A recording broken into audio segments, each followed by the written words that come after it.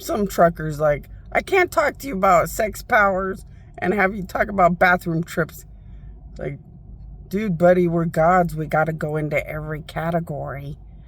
Gods cover everything from colon cancer to the sex life of the hottest guy to the monumental nightmare surgery of the best doctor to the wonderful, amazing trip on the Caribbean cruise and making their sex a spectacular night. Sorry, buddy, you gotta kind of diversify around gods. The conversation that pops up is whatever conversation pops up. And sadly, the United States was more preoccupied with what was going to come out of my holes that aren't big enough than anything. And I don't know if I should tell people, but do you know why they do it?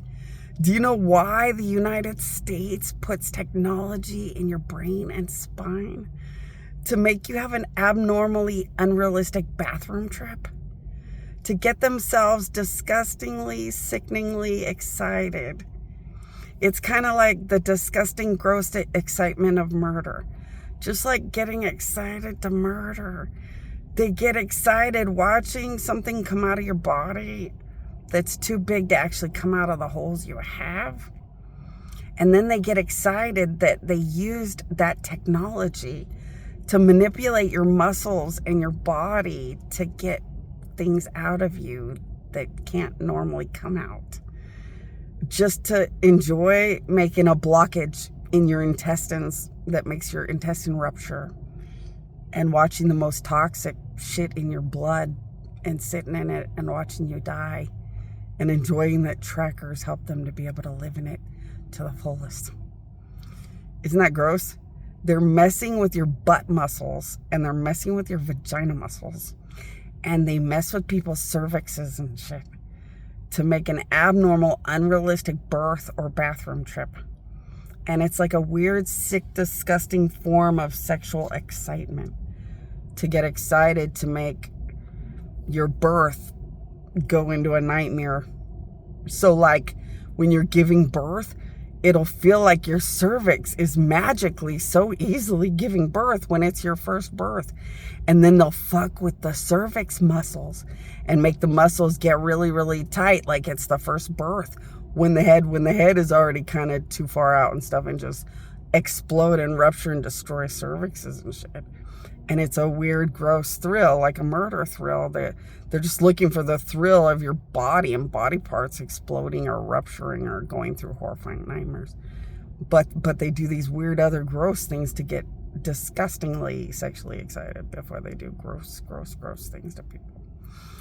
I didn't know if I should say it, because now doctors around the world are going to be like, oh my God, that's why the butthole looked like this. Oh my God, that's why their cervix looked like that. Now doctors everywhere are going to say, I knew all this stuff was unrealistic, brand new, horrifying nightmare shit showing up. Yeah. Just like every good person.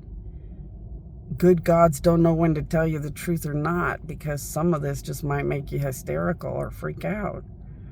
So gods, like good people, try to help you to understand without knowing everything, so that like you don't have to live in the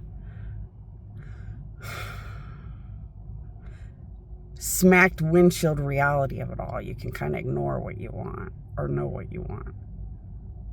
When we have to say too much truth, it's like the bad part of the end of the world is everywhere. So it kind of sucks, because when people know, it's really scary. When people know, it's really, really scary.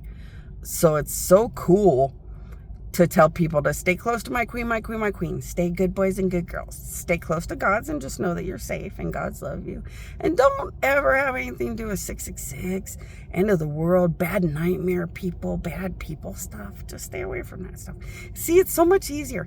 Then you baby and coddle good people, and they never understand the harsh reality of life. And then everybody lives happily ever after, and it's way better.